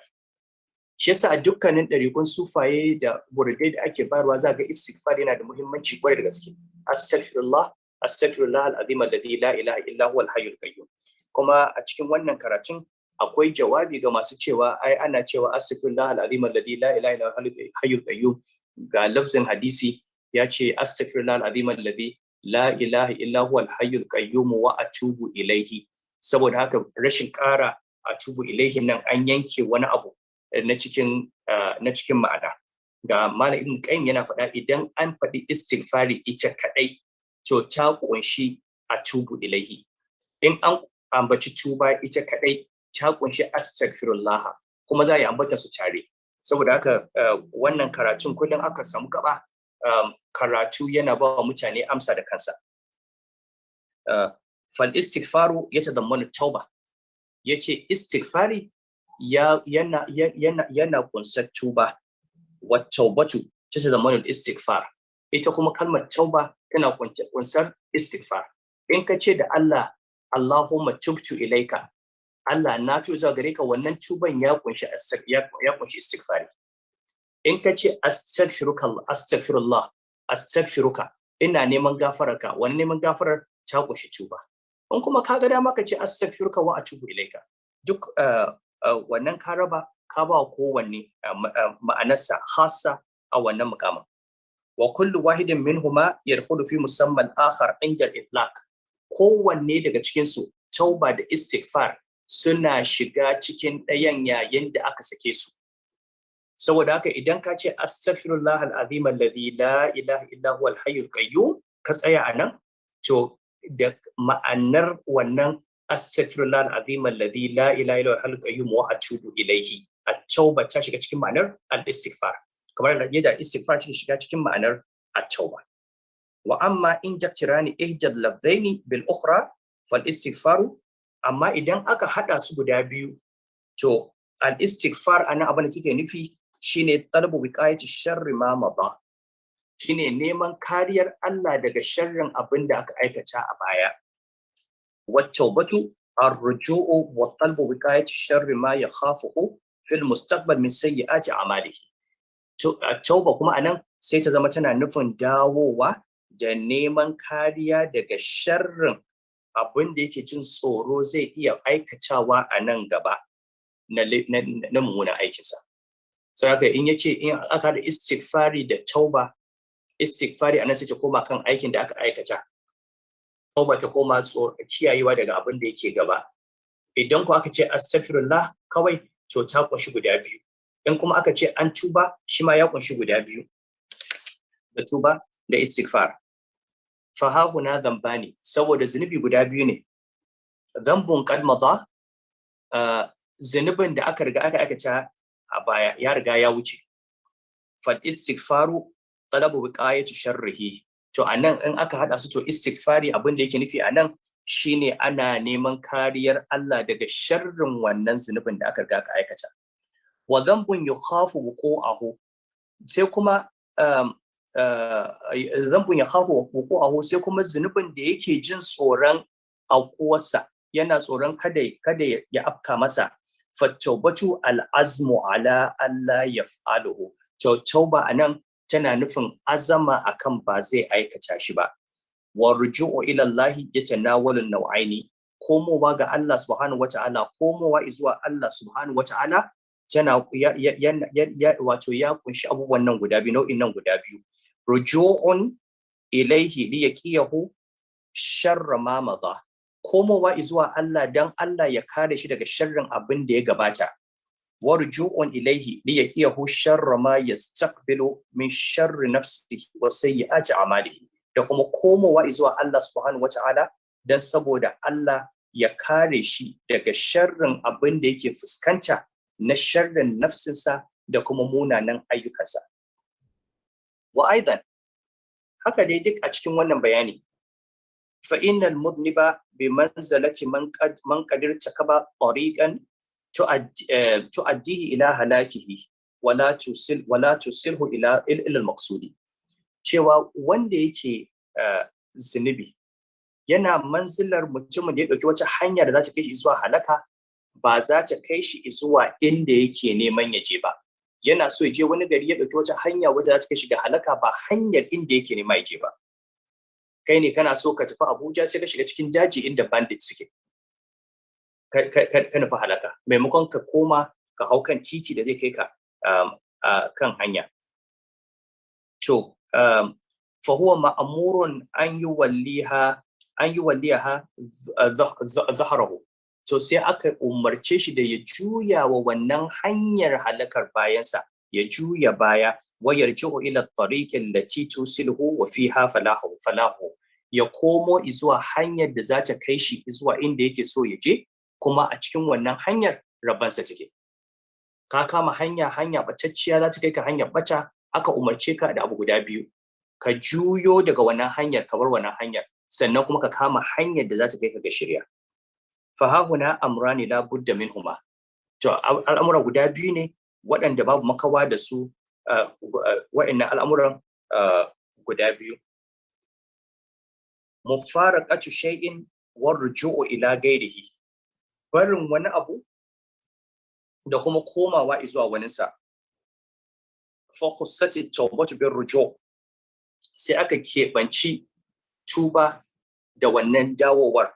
Wal istighfaru bil mufaraqa, aka keɓanci istighfari da barin wannan hanyar idan an ambace su tare. Wa inda ifradi ahadihima yatanawalu al-amrayni, idan ku aka ambaci ɗayan su aka ce astaghfirullah ko aka ce atubu ilaika, to wannan ɗayan da aka ambata ya kunshi abubuwan guda biyu. Ya kunshi barin waccan hanya ta halaka da dawowa zuwa hanya wacce za ta kai ka zuwa makasudi. Walihada yace kuma saboda wannan shine wannan, wallahu a'lam, yace Allah ne ya sani, amma shi a ganin sa ja al'amru bihima murattaban, shi yasa umarni da istighfar da tuba yazo akan tartibi. Allah yace istaghfiru rabbakum thumma tubu ilaihi, ku nemi gafarar ubangijinku sannan ku tuba zuwa gare shi. Nan magana yake ce na hawo akan tartibi. Larabci idan yanzu ka ce ja'a Muhammadun wa Ahmadu, da Muhammadu da Ahmadu sun zo, wannan bai nuna wane ne ya riga zuwa ba. Muhammad ya riga Ahmad zuwa, ko Ahmad ya riga Muhammad zuwa, ko Muhammad da Ahmad sun zo tare. Abin da dai ka faɗa shine kamar a turanci ake cewa and, ko abin da Muhammad da Ahmad sun zo, amma babu wani abu na tartibi a ciki. Idan ka ce ja'a Muhammadun fa Ahmadu, to Muhammadu ya zo, sannan yana zuwa ba da daɗewa ba sai Ahmadu ya zo. Idan ka ce ja'a Muhammadu thumma Ahmadu, to Muhammadu ya zo, wakila ya ma dan zauna kaɗan, ya dan sha ruwa, sannan sai kuma Ahmadu ya zo. Wato Muhammadu ya zo daga baya sai Ahmadu ya zo. Sai haka shi abin da yake faɗa a nan, wannan umarnin ya zo tartibi, an ce istaghfiru rabbakum thumma tubu ilaihi, ku nemi gafarar ubangijinku sannan ku tuba zuwa gare shi. Yana wato a fassarar Ibn Qayyim, saboda innahu ruju'u ila tariqil haqqi ba'da mufaraqati tariqil batil. Ai sai an bar waccan hanyar mummuna, an nemi gafara da gare ta, sai kuma a ɗauko wannan hanyar wacce za ta kai zuwa Allah subhanahu wataala. Sai an yi istighfari, sai kuma a zo a tuba. Yace wataƙila yace la'alla wannan shine hikimar kawo wannan tartibin na cewa a nemi gafara sannan a tuba. Wa aidan, haka dai ci gaba da bayani, fal istighfaru min babi talabi izalati darar. Shi istighfari yana daga cikin babin neman a kawar da cutar da take biyo bayan zunubi, azabar Allah subhanahu wataala a duniya da lahira. Wacce batu talabu jalbil manfa'a, ita kuwa tuba dawowa ga Allah, ita kuma neman amfani ne, neman Allah ya soka ne, neman Allah ya baka lada ne, neman Allah ya ɗaukaka darajar ka ne. Fal magfiratu an yaqiyahu sharra dhanbi. Magfira shine Allah ya kare shi daga sharrin zunubi. Wa tawbatu an yahsila lahu ba'da biqayati ma yuhibbu. Kuma tuba kuwa shine ya sadar da shi bayan ya kare shi da abin da shi kuma yake so Allah subhanahu wata'ala fa kullum minhuma yastalzimu al-akhar inda ifradihi, kowannen su kuma yana lazimtar kowanne idan an ambace shi kadai. Wallahu alam, Allah shi ya san wannan. Saboda haka muhimmin abu dai shine istighfari, ma'anarsa in an hada shi da tauba, istighfari tana ma'anar neman kariya daga sharrin zunubin da aka aikata, kuma tauba tana neman kariya daga abin da zai zo a gaba na kaucewa hanya da rashin bin umarni da fadawa abin da Allah ya hana. Amma idan aka ambace su kadai, aka istighfari, to istighfarin nan ya kunshi neman gafara da kuma niyyar da kuma neman kariya daga abin da ke so gaba. Haka tauba, komawa ga Allah nan, ya kunshi rabuwa da hanyar da take wacce Allah baya so. Faslon yace faslon wa hadha yatabayyanu bi dhikri tawbatin nasuh wa haqiqatiha. Wannan bayanin da muka yi zai samu cikakken bayani, za a fahimce shi idan muka ambaci me ake nufi da at-tawbatun nasuh, tuba ingantacce. Qala ta'ala, Allah subhanahu wa ta'ala yana cewa ya ayyuhalladhina amanu tubu ila Allahi tawbatan nasuhan asa rabbukum an yukaffira ankum sayyi'atikum wa yudkhilakum jannatin tajri min tahtiha al-anhar. Allah ya ce ya ku wanda kuka imani, tubu ila Allahi tawbatan nasuha, ku tuba zuwa Allah tuba ingantacce, tsarkakakke. Ubangijinku idan kuka tuba, kwayi fatan cewa Ubangijinku zai kankare muku manyan laifukanku, ya rufe muku ƙananan zunubanku, ya shigar da ku aljannatai wacce ƙoramai suke gudana a ƙarƙashinta. Faj'ala biqayati sharri sayyi'ati wa huwa takfiruha bi zawadi ma yakrahu al-abdu wa dukhul al-jannati wa huwa husulu ma yuhibbu al-abdu manutan bi husuli tawbatin nasuh. Sai ya sanya waɗannan abubuwa guda biyu ba sa samuwa sai an samu tuba ingantacce a tawbatin nasuh. Abubuwan nan guda biyu su ne kariya daga sharrin zunubi, shine faɗarsa yukaffiru ankum sayyi'atikum, zai kankare muku zunubanku, zai rufe muku su. Sai kuma da kuma wannan abin da ake so shine a shiga aljanna, yake cewa yadkhulukum jannatin tajri min tahtiha al-anhar. Saka ba za a samu kankarewar wato kariya daga sharrin zunubi, wanda wato bawa ba zai samu Allah ya cire masa wannan abin da yake ki yake tsoro na sharrin zunubi ba, kuma ba zai samu wannan abin da yake so ba na shiga aljannar Allah subhanahu wata'ala sai ya samu wannan at-tawbatun nasuh. To wan nasuh ala wazni fa'ul ma'juli an fa'il qasda lil mubalagati kashakuri was-sabur. Ta cikin lugha an-nasuh yana kan wazanin fa'ul a cikin fa'il, abinda ake nufi da shi mubalaga, wato kaiwa makura da ƙetarewa. Kamar a ce ashakuru shine mai yawan godiya, shukru godiya, shakiru mai godiya, ashakuru mai godiya da yawa, godiya tana da yawa. Kamar sabru haƙuri, sabir mai haƙuri, as-saburu mai haƙuri da yawa, ya kai ƙarshe, wato mubalaga a ciki. To haka an-nasuh yake zama mubalaga a cikin nush, kamar yadda bayani zai zo. Wasu madda nasaha li khalasi shay'i min al-gashi wash-shawa'ib al-gariba. Asalin kalmar na nun da sadin da ha, abinda take nufi shine kubutar abu da tsarkakarsa daga yaudara ko jauda baƙuwa da take shigowa cikinsa. Shi yasa in aka ce kaiwa mutum nasiha, ma'ana ka gaya masa gaskiya babu yaudara, ka bashi shawara ta gaskiya babu yaudara. Da manzon Allah yake cewa addini an-nasiha, kuma yake bayani a ciki yake cewa li'a'immatil muslimina wa ammatihim, a ciki ai nasiha ga shugabanni na musulmi da al'umma. Nasiha anan ka ba wa shugaba shawara ta gaskiya ba ta yaudara ba. saka masu fadanci ba su yi nasiha ba. Ka je ka samu mutum yana barna a ƙasa ko ƙasa mutane suna cikin wahala ƙarƙashin mulkinsa, ka je ka ce masa ai ƙasa tana jin daɗi, ai talakawa suna yabanka, ai ba mu taɓa shugaba irin ka ba, ba mu taɓa gwamna irin ka ba. Wannan ba nasiha ba ce, yaudara ce. Nasiha kalmar shine kubuta daga gashu, daga yaudara da kuma ashawa'ibul gariba da dukkanin dauda da za ta lalata wani abu. Wa huwa mulaqin fil ishtiqaqil akbar li nasaha idha khalasa. In aka yi ishtiqaqin sa yana haduwa da kalmar nasaha, a ce abu ya nasaha idan idha khalasa, idan ya inganta, kamar zinare in an cire daudar cikin sa sai a ce khalasa ko a ce nasaha. Fa nushu fi tawbati wal ibadati wal mashura. Sakan in aka ce an yi nushu a cikin tuba ko a cikin ibada ko a cikin shawara, takhlisuha min kulli gashin wa naqsin wa fasadin, shine tsarkake wannan ibada ko tsarkake wannan tuba ko tsarkake wannan shawara daga dukkanin abin da yake na yaudara ko kuma abin da yake na tawaya ko abin da yake na barna.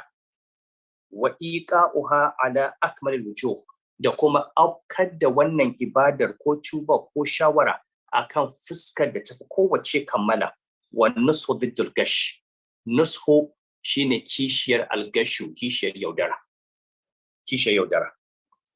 Wa qad ikhtalafa ibarati salaf anha. To salaf sun samu sabani magabata a cikin fassarar su ta ma'anar taubatun nasuha. Marji'uha ila shay'in wahid, dukkanin makomarsu dai tana komawa abu guda daya. Faqala Umar bin Khattab wa Ubay bin Ka'ab radiyallahu anhuma, da Umar da Ubay Allah ya kara musu yadda, suka ce at-taubatun nasuh ay yatuba min adh-dhanbi thumma la ya'uda ilayhi. Suka ce abin da ake kira at-taubatun nasuh shine mutum ya tuba daga zunubi sannan kada ya koma ga wannan zunubin. Kama la ya'udu labanu ila dhar'i, kamar yadda nono baya komawa cikin madara, ba ta koma cikin nono. Wa qala al-Hasan al-Basri, Hasan al-Basri yace hiya an yakuna al-abdu nadiman ala ma madha mujmi'an ala an la ya'uda fihi. Shi kuwa Hasan al-Basri yace abinda taubatun nasu take nufi shine bawa ya kasance yana nadama akan abin da ya gabata, kuma ya karfafa niyya akan ba zai koma zuwa aikata wannan zunubin ba, shine at-tawbatun nasuh. Wa qala kalbi yace an yastaghfira bil lisani wa yanjama bil qalbi wa yamsaka bil badani, shine mutum yayi istighfari da harshe, yayi nadama da zuciya, kuma ya kame daga aikata zunubi da gabansa. Wa qala Sa'id bin Musayyib shi kuma yake cewa tawbatan nasuha, abin da yake cewa tawbatan nasuha, tansahuna biha anfusakum, ku yi wa kanku nasiha da ita. Wato idan kun yace ja'alaha bi ma'ana nasihatan litta'ib, ya sanya ta da ma'anar ita ce mai yin nasiha ga mai tuba. Wato idan ka tuba to kuma kai wa kanka nasiha akan kada ka koma.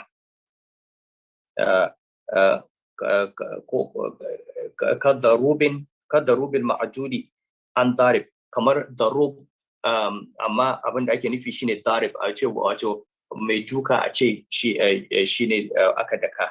Wa ashabul qawl al-awwal, wa'inda suka dauki magana farko akan cewa ita tuban ita ce tsarkakakkiya, yaj'aluna ha bi ma'anar maf'ul, su sanya ta da ma'anar ita ce maf'uli. Wato ita tubar ita ce ake tsarkakewa, ba ita ke tsarkake mutum ba. Ai qad nasaha fiha ta'ibu wala ha walam yashubha bi gashin, ai bawa ya tsarkake ta, bai lalata ta da yaudara ba, bai sa mata jauɗa yaudara ba. Fahiya imma bi ma'ana mansufiha karakubatin wa halubatin bi ma'ana markubatin wa mahlubatin aw bi ma'ana al-fa'il. Saka tuba at-tawbatin nasuh tana kasancewa ko dai da ma'anar ita akai wa nasiha, ita ka tsarkake, ko kuma da ma'anar ita ce take tsarkakewa. Wa qala Muhammad ibn Ka'ab al-Qurati, Muhammad ibn Ka'ab rahimahullah yake cewa yajma'uha arba'atu ashiya, cewa tawbatin nasuh abubuwa guda hudu ne suke hada ta. Al-istighfaru bil lisani, istighfari da harshe, wal iqla'u bil abdani, shiruwa da gabbai a daina aikace zunubin da ake aikatawa, wa idmaru tarkil audi bil janani, da wato jirar barin komawa da zuciya, ya zama cewa zuciya ta niyyar ba za ta koma ba, wa muhajaratu sayyil ikhwani, da kuma gudun munanan abokai. Abubuwa guda hudu, wato mutum ya bar zunubi, idan ya bar zunubi ya nemi gafarar Allah, ya niyyar ba zai koma ga wannan zunubin ba, sannan kuma ya rabu da dukkanin waɗanda suke taimaka masa akan wannan zunubi, ya nisance su. Wannan shine maganar Muhammad ibn Ka'ab. So Ibn Qayyim yace qultu, ni kuma ga fahimta ta me at-tawbatun nasuh, yace an-nusu fi at-tawbati yatadammanu thalathati ashiya. Nush, tsarkakewa a cikin tuba, yana kunsar abubuwa guda uku, ya kunshi abubuwa guda uku. Ta'amimu jami'i dhunubi wastigraquha biha bihaythu la tada' dhanban illa tanawalathu, wato ta ammame ga baki ɗayan zunubai, ta dilmiyar da su, ta nutsar da su yadda babu wani zunubi wanda bata kunsa ba. Wato at-tawbatun nasuh, anan mutum zai iya tuba daga wani bangaren zunubi, bai tuba daga wani ba, bai tawbatun nasuh ba. In dai har mutum ya tuba ga Allah subhanahu wata'ala, to zai tuba ne daga dukkanin zunubai, zai ce duk abin da Allah ya hana shi, ya nemi gafarar Allah, kuma ya niyyar ba zai koma ba. Tawbatun nasuh shar'i na farko, ya zama cewa ga baki ɗayan zunubai suna cikin ta, ba zunubi ɗaya ba. Ba mutum ya tuba daga shan giya amma bai tuba daga caca ba, ba mutum ya tuba daga girman kai ba amma bai tuba daga ƙarya ba. Dukkanin zunubai mutum ya tuba gare su, shine shar'i na farko, ya wato na at-tawbatun nasuh. Wasani, shar'i na biyu, ijma'ul azmi was-sidqi bi kulliyatihi 'alayha bihaythu la yabqa indahu taraddudun wala talawwumun wala intidhar, wato ya tattara azamarsa da gaskiyar niyyarsa ga baki ɗaya a kanta, yadda babu wani abin da ya rage masa na kai kawo gaba da baya, ko kuma talawumi, ka tsaya kana ganin laifin wani, ai wane ne ya sa ni, ba wane ne ta, a'a kai ka ɗauka, babu zancen abokai ne suka sa ka, in abokan ne ma ka rabu da su, babu wani excuse, wallan tizar, ko kuma kana jira ka ga me zai faru kafin ka tuba. Bal yujmi'u alaiha kulla iradatihi wa azimatihi mubadiran laha, a'a ya tattara dukkanin iradarsa da azamarsa ya fuskanci wannan tuba. Wannan shin shar'i na biyu. Shar'i na farko, abinda ta kunsa shine ya zama ta mamaye zunubai gabaki daya. Na biyu, ya zama cewa an tattara azama gaba ɗaya da niyya akan cewa an tuba, ba kuma za a koma ga wani zunubi ba. Al-thalithu, na uku, takhlisuha min ash-shawa'ib wal ilal al-qadihati fi ikhlasiha wa wuqu'iha li mahd al-khawf min Allah ta'ala wa khashyatihi. Shine tsarkake tuban nan daga dukkanin dauda ko illoli waɗanda za su shiga cikinta, waɗanda za su lalata tsarkinta, su hana ta faɗaƙuwa saboda tsantsan tsoron Allah subhanahu wa ta'ala, war ragabatu fi ma ladaihi, da kwaɗayin abin da yake wajen Allah subhanahu wa ta'ala, war rahabatu mimma indahu, da tsoron abin da yake wajen sa na azaba. Wato ayi tuba ga dukkan zunubi, daga dukkan zunubi. a kudirin niyyar cewa dukkan zunubin nan ba za a dawo gare su ba, za a aikin alkhairi har zuwa ƙarshen rayuwa. Sannan tuban nan ya zama an yi shi tsantsan saboda Allah kadai, saboda tsoron Allah, tsoron azabarsa da neman gafararsa da ne kwaɗayin abin da yake wajensa da san Allah subhanahu wata'ala, ba dan wani ba. La kaman ya tubu li hifdhi jahihi wa hurmatihi wa mansabihi wa ri'asatihi, ba kamar wanda yake tuba dan saboda ya kare girmansa da wata wani mutuncinsa ko wata martabarsa ko wani matsayinsa ba. Ko mutum yana shugabanci sai yana shan giya, sai ka ce wallahi in bai daina shan giya nan ba za a kore shi, sai ce ya tuba dan saboda ya rike wannan shugabancin. To ba irin wannan tuban ba. Aw li hifdhi halihi aw hifdhi quwwatihi wa malihi, ko kuma dan ya kare halinsa ko karfinsa ko dukiyarsa. Ya ga yana caca, kudinsa na karewa, yace bari ya tuba dan saboda kada kudinsa su kare, amma ba dan saboda Allah ya hana ba. Ko kuma karfinsa ya kare, ya ga abin nan yana wannan aikin zunubin da yake yana cikin musu karfinsa, yace bari ya bari dan saboda karfinsa ya cutu.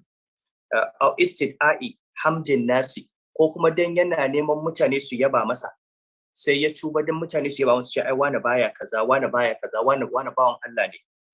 Awil harbi min dhammihim, awil harbi min dhammihim, ko kuma yana gudun zargin su, kada su dinga yi masa shaida cewa wani yana sako, wani yana kaza, sai ya tuba dan saboda kada mutane su zarge shi akan yana saba wa Allah. Auli Allah ya tasallata alaihi sufaha, ko dan saboda kada wawaye su afka masa. Mutum yana tsoron kada ya sha giya ya fito unguwa yara su bishi suna jifa ko suna masa eho, sai ya ce ya tuba daga shan giya, amma dan saboda kada afka masa. Audi qada'i nahmatuhu min adh-dhanbi, ko kuma saboda tsantsanin addiction ɗinsa, rataya zuciyarsa da zunubin, wuce ta mutu, ta kare shi kenan. Idan ga zunubin da yake so zuciyarsa ta ta'allaka da shi, ya zama zuciyarsa ta daina so, sai ce ya tuba dan saboda ya daina sha'awa, ba dan saboda Allah ba. Auli iflasihi wa ajzihi, ko kuma ya tsiyace, saboda ya tsiyace babu kuɗin da zai aikata, ko kuma ya gaza ba zai iya aikatawa ba, sai ya ce ya tuba. Wa nahwu dhalika min al-ilal allati taqtahu fi sihhatiha wa khulusiha lillahi, da irin waɗannan abubuwan da suke shishiya suna lalata wato ingancin tuba da tsarkarkar tuba ya zama saboda Allah subhanahu wataala. So aka shawo Ibn Qayyim a tabbacin nasuh wa'in abubuwa guda uku yake wajibi a duba. Cewa idan a tabbacin nasuh ne, kuma a gaban nasa akwai bayani da yi, ba za ka ce na tuba daga wannan zunubi mutum ga a sai ka tuba daga dukkanin zunubai ga baki daya, duk abin da yake saban Allah saboda dan Allah kai. So haka abin da Allah ya hana kowanne ne sai ka bari, ba za ka ce na bar wannan amma ban bar wannan ba, to wannan ba cike ka tuba daga wannan zunubin, amma baka samu wannan taubatan nasuha ba. Na biyu, da azama da karkafan niyya cewa ba za ka koma gare su ba, kuma za ka aikata abin da Allah ya ce zuwa ƙarshen rayuwarka. Na uku, ya zama cewa tuban nan ka bincike ka tabbatar har ga Allah saboda Allah kai. Idan ba wannan sharɗin guda uku, a taubatan nasuh ba ta samu ba. Yace fal awwalu yata'allaqu bima yatubu minhu. Na farko ya rataya da abin da ake tuba daga gare shi, za a tuba daga dukkanin zunubi, ba daga wani sashe a bar wani sashe ba. Wa thalithu biman yatubu ilaihi. Na biyu ya rataya da dan wa kake tuba, wajen wa ka komo, saboda Allah ka koma ko saboda mutane ko saboda san ranka ko saboda wani amfaninka. Idan saboda Allah ka dawo, shine zaka yi wannan ikhlasi. Wal awsatu yata'allaqu bi dhati ta'ibi wa nafsihi. Shi ko na tsakiyar ya race da zatin wanda yake tuba da nafsinsa. So haka wanda abin da ya race daga dukkanin zunubi shine da zunubi shine ya race dukkanin zunubi gabaki daya. Abin da ya race da Allah subhanahu wa ta'ala shine zama saboda Allah shi kadai aka tuba.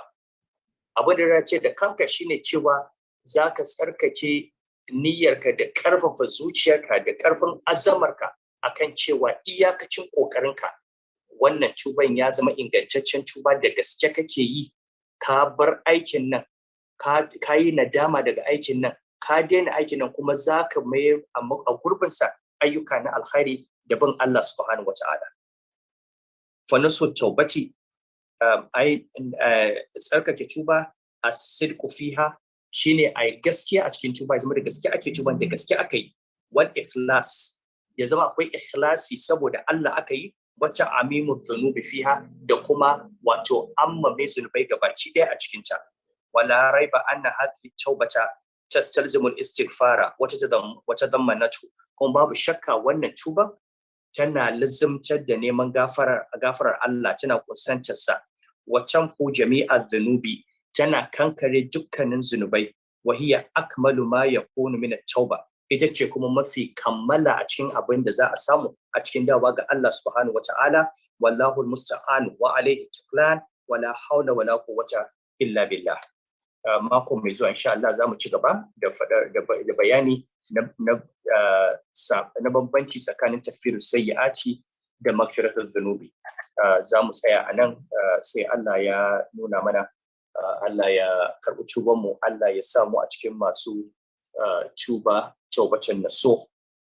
Allah ya ba ƙasar mu lafiya, zama lafiya, a ci gaba da wa ƙasar addu'a. Ga zaɓuɓɓuka sun taso, Allah ya zaɓa mana shugabanni na gari, shugabanni waɗanda za su iya aiki kuma wanda suke da amana. Kullum ana faɗa inna khayra man ista'jarta al-qawiyyul amin. Kada Allah ya ba mu shugabannin da ba su iya aiki ba, kada Allah ya ba mu shugabannin da suke bacci ba san abin da ƙasar nan take ciki ba. Allah ba mu suke iya aiki kuma suke da amana, za su tsaya su taimaka wa ƙasa a gyara abin da ƙasar nan take ciki. Allah a ci gaba da addu'a ta da muhimmanci. Sannan abubuwa da suke tasowa na fitintunu, an fara maganar kabilanci, addini, rigima nan a kashe wa'annan, a yaƙi wa'annan, muna ji muna gani a jihohi wanda musamman a arewa, kuma na ga an fara ma a kudu. Addu'a Allah ubangiji ya mana maganin wannan abu, kuma ai nasiha ga waɗanda suke yi. Mun ga waɗansu manya ma sun fito suna maganganu na an giza mutane akan wasu kabilu ko wasu addinai. Ya kamata mutane sun kai wasu shekaru sun bauta wa ƙasar nan, sun yi suna mai kyau, ya kamata su kare wa kansu girman su da martabar su rabu da ƙasar nan lafiya. Ya kamata su bar duniya mutane suna tuna ayyukan da suka yi na bautar ƙasa na alkhairi. Kada a tuna su da sunan mutane suke ingiza al'umma, a je a kashe-kashe, a je a zubar da jini, ko wani yaƙi na ƙabilanci ko na addini. Girman su ya wuce wannan. Muna fata ba sai mun kama suna ba, mutane sun san irin mutane da ake magana a kai. Muna fata kuma waɗanda suke magana da su za su gaya musu cewa ya kamata su duba yaya suke so a tuna da su idan sun bar wannan filin. Sun kusan tafiya. Shekaru, mutum yana shekara 80 da wani abu, zai bar 'yan baya da matasa da tashin hankali da kashe-kashe ya zama da shi aka tuna shi.